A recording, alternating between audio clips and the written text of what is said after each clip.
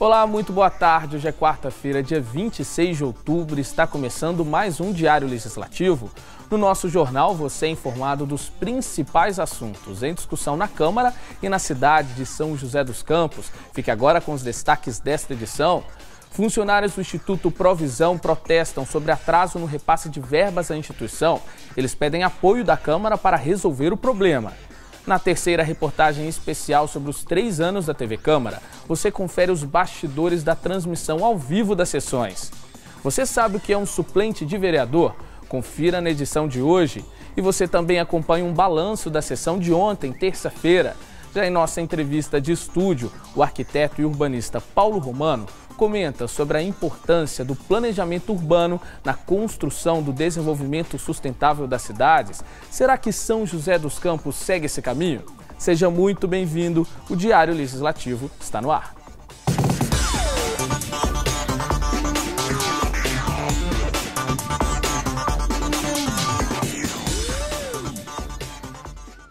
Funcionários do Instituto Provisão alegam atraso no repasse de verbas à instituição. Segundo uma comissão que visitou a Câmara, o problema estaria afetando o pagamento de salários e contratos da entidade. O grupo pede apoio dos vereadores para resolver o impasse.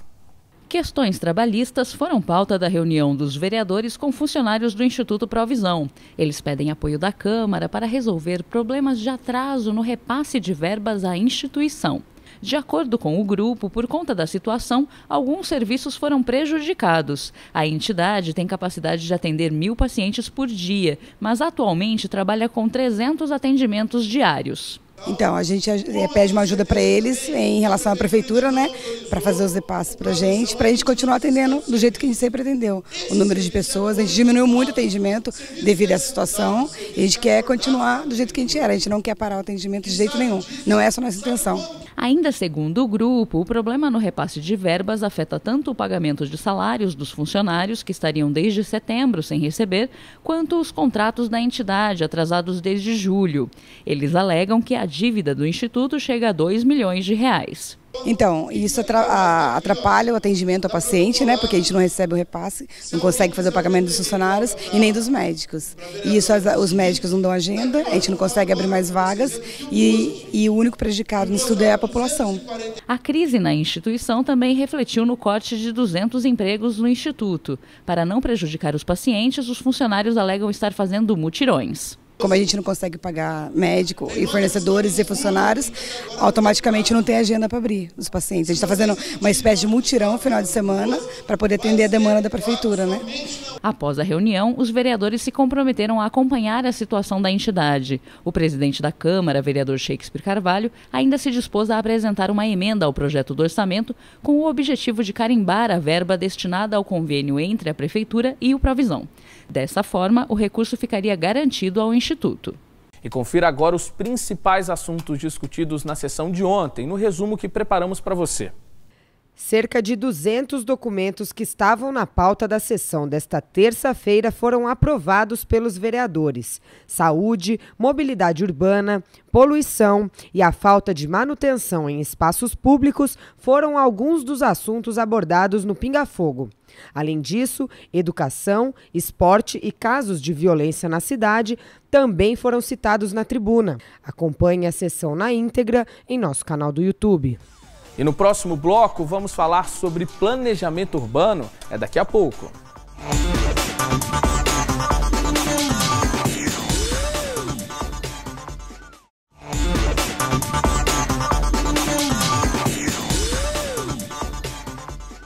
Olá, estamos de volta com o Diário Legislativo. Quando discutimos o futuro das cidades, uma palavra sempre vem à tona: planejamento urbano. É assim que conseguimos garantir um desenvolvimento sustentável e evitar uma série de problemas que afetam o nosso dia a dia. E será que São José dos Campos tem levado essa ideia adiante? Sobre esse assunto, a repórter Vivian Scatolin conversou com um arquiteto e urbanista que vem acompanhando o crescimento da nossa cidade. Confira.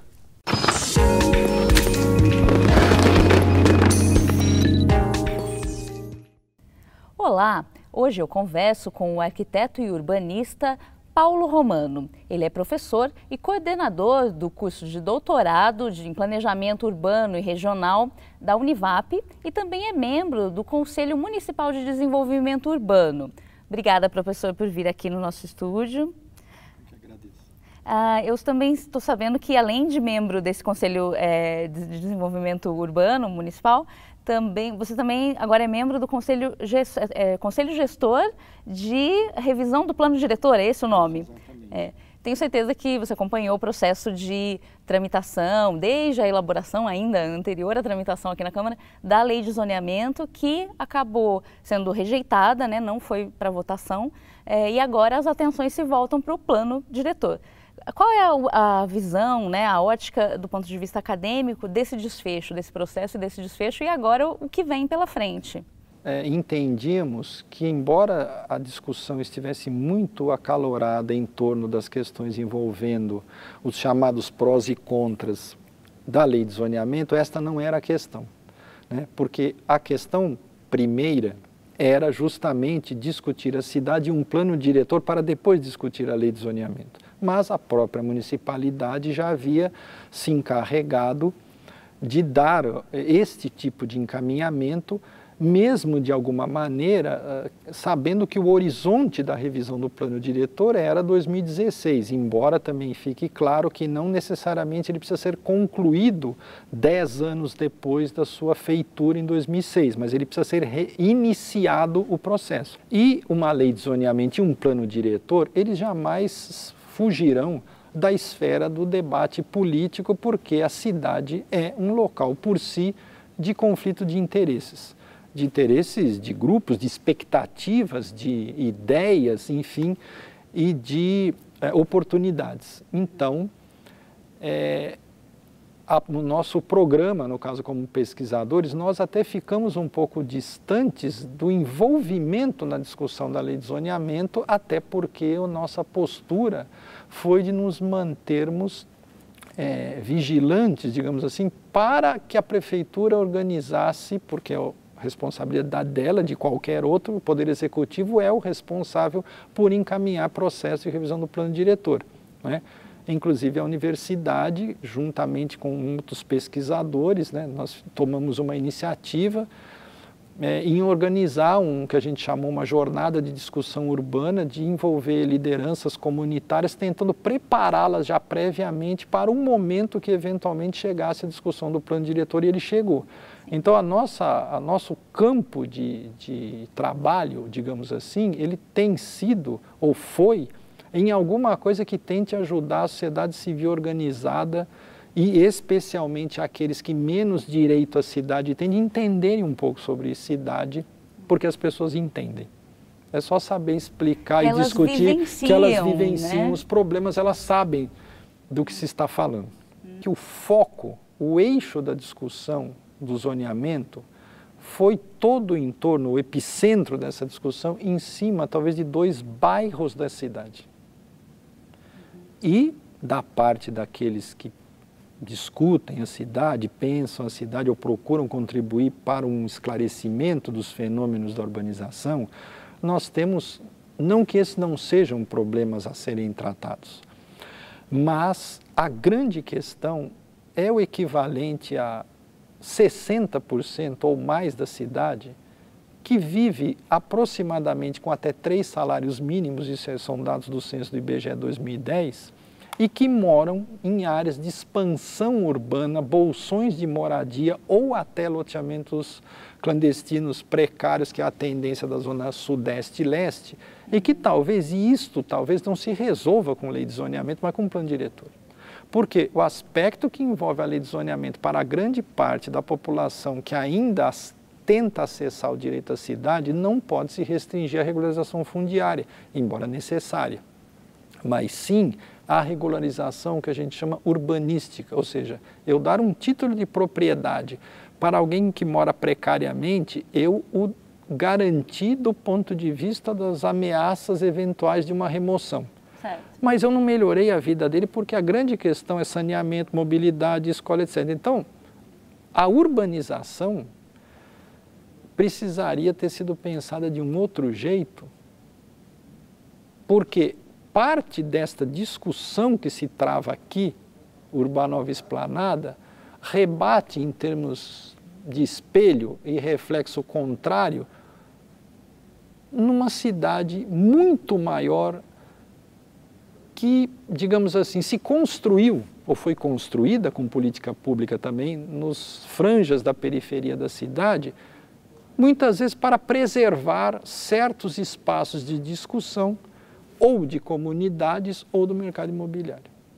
Então, assim, precisa-se tomar cuidado nessa discussão em a gente não falar da parte pelo todo. O problema da cidade é o Esplanada... Não, espera um pouco. Isso, agora, tem uma coisa que também se evidencia nessa situação e até nos eventuais processos participativos. Um grupo pequeno de gente empoderada consegue mover montanhas maiores do que a maioria sem informação. Esperamos que, na revisão do plano diretor, outras vozes e outras questões possam ser ouvidas. Vamos acompanhar, então, os próximos passos. Professor, muito obrigada pela presença, pelos esclarecimentos, pela sua vivência nesse tema tão importante para a cidade. Bom, a gente vai ficando por aqui. Até a próxima!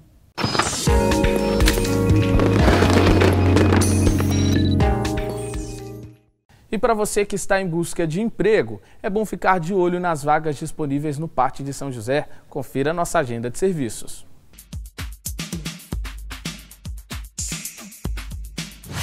O PAT, Posto de Atendimento ao Trabalhador de São José dos Campos, tem oportunidades de emprego para diversas áreas. As vagas disponíveis são para auxiliar administrativo, camareira, caseiro, cozinheiro, estoquista, motorista, oficial de serviços gerais, programador de computador e técnico instrumentista. Para se candidatar é fácil, é só comparecer ao PAT levando o RG, CPF, carteira de trabalho e o cartão cidadão. O PAT fica na Praça Afonso Pena, número 175, no centro. E no próximo bloco você assiste a terceira matéria especial sobre o aniversário da TV Câmara. Vamos mostrar os bastidores da transmissão ao vivo das sessões plenárias. E ainda entenda o que é um suplente de vereador. A gente volta já.